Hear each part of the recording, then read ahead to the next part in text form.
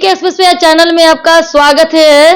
मैं डी जो है माननीय मेरे साथ मौजूद हैं, तो मैं कहना ये चाहती हूँ कि फिजिकल टीचर शारीरिक शिक्षक स्वास्थ्य अनुदेशकों के लिए क्या होगा। एक तरह से देख रहे हैं कि खेलो इंडिया जो आया हुआ है, खेलो इंडिया को लेकर के, तो आप क्या कहना चाहेंगे जो शारीरिक शिक्षक स्वास्थ्य अनुदेशक हैं फिजिकल टीचर के बारे में कोई संदेश?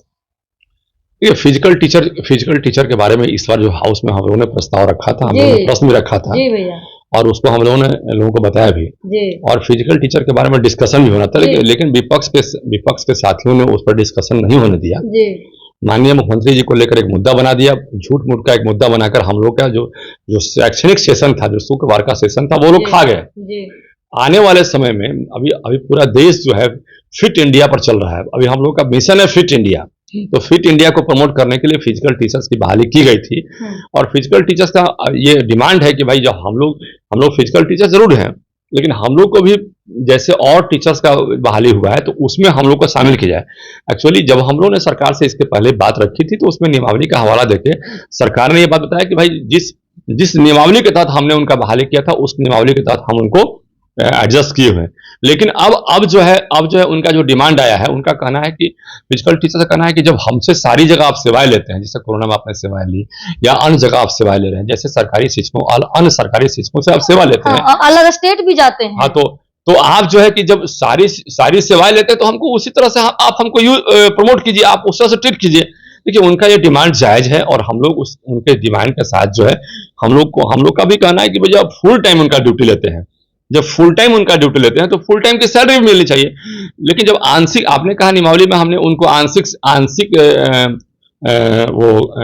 समय के लिए रखा है, तो आंशिक समय जब रखा है तो आंशिक समय आप उनका इस्तेमाल कीजिए। लेकिन जब आंशिक समय इस्तेमाल ना करके पूरा समय उनका इस्तेमाल करें तो निश्चित रूप से उनका अधिकार बनता है।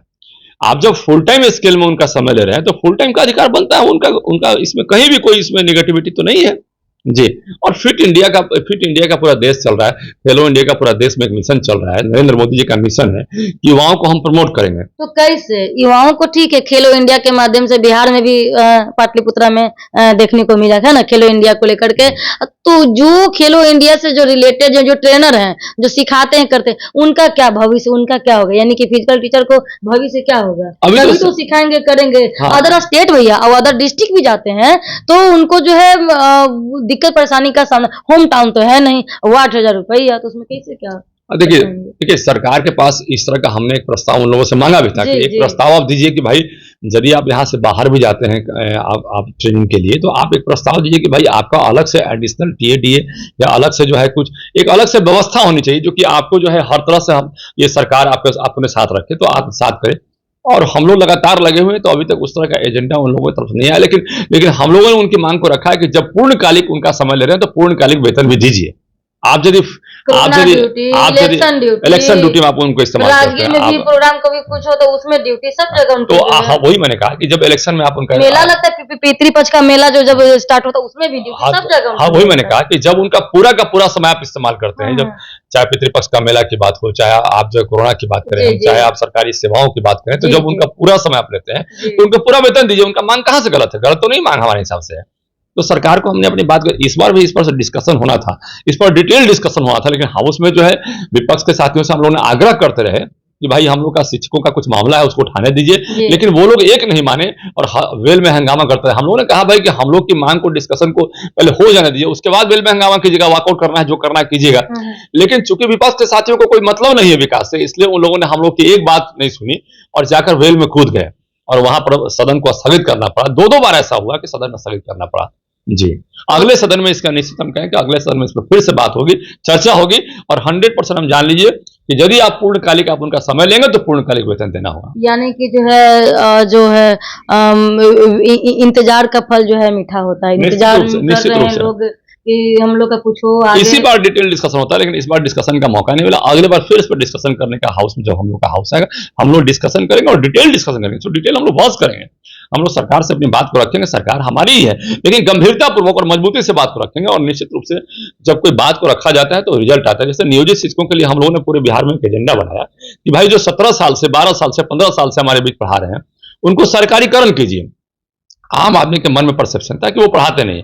तो हमने कहा कि भाई एग्जाम ले लीजिए, और सरकार ने एक एग्जाम लिया, भी एग्जाम लेके वो सारे के सारे एग्जाम वो भी जो है सक्षमता, उन लोगों का कहना है कि टीचर कैसा होता है, अलोम विलोम उठक बैठक तो हम लोग नहीं करते, उस उठक बैठक करने से तीरंदाज कोई बन जाएगा, या जो खेलो इंडिया का जो है जो अवार्ड मिलता है उससे तो नहीं, उसको समय देना पड़ता है, देखिए निश्चित रूप से कोच के लिए करना पड़ता है। देखिए निश्चित रूप से हमारा ये कहना है कि जो परिस्थितियां हैं और जिस तरह की परिस्थितियां हैं, तो पूरे परिस्थिति में जिस तरह की परिस्थितियां हैं, उन पूरे परिस्थिति में हम लोगों ने हर बात को मतलब किस हिसाब से जो है, जो उनका हिसाब है उस हिसाब से हम लोगों ने डिमांड किया, और वो निश्चित रूप से अगला जो सेशन आएगा उस पर फिर से हम लोग एक डिटेल डिस्कशन करेंगे।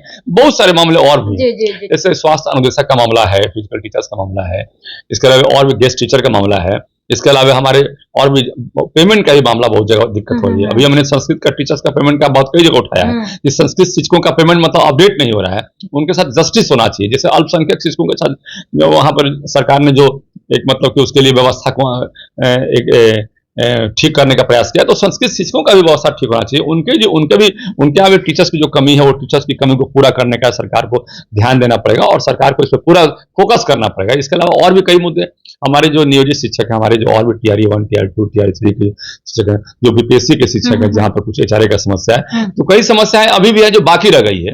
अगले हाउस में उस पर भी चर्चा विस्तार से होगी। ठीक है, बहुत बहुत भैया धन्यवाद। देखते हैं कि आगे क्या होता है, और जो फिजिकल टीचर के लिए जो है परेशान नहीं हो, जो करेगी डबल इंजन की सरकार करेगी। जय हिंद, जय भारत।